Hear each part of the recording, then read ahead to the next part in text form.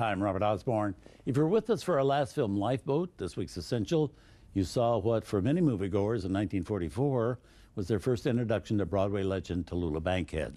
And it's still an introduction to the unique Tallulah to many people today. But the fact is, a decade earlier, in the 1930s, Tallulah Bankhead made several films before deciding to concentrate more on Broadway than films. And we're about to bring you an example of Tallulah on screen in the 1930s. And the truth is, she always had her greatest success on the Broadway stage, wowing audiences in productions of Rain and The Skin of Our Teeth, Private Lives, and especially the original run of The Little Foxes.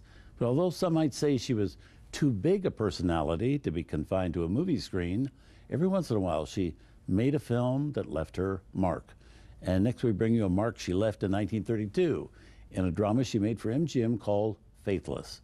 In it, her leading man is Robert Montgomery, and the story begins just before the stock market crash of 1929.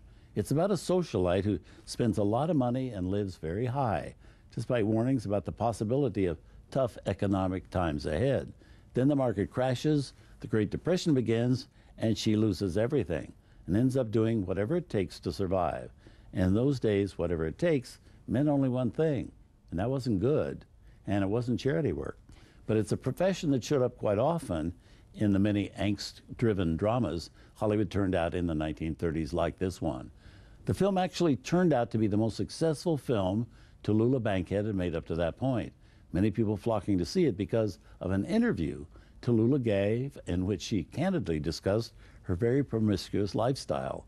Well, MGM and the head of the Hollywood production code, Will Hayes, went bananas over that interview. But it turned out to be great publicity for the movie. Everybody who read that article wanted to see this film and get a look at this wild woman with the wild first name. So here from 1932, here's Tallulah Bankhead in costumes by MGM's leading designer, Adrian, in a film titled Faithless.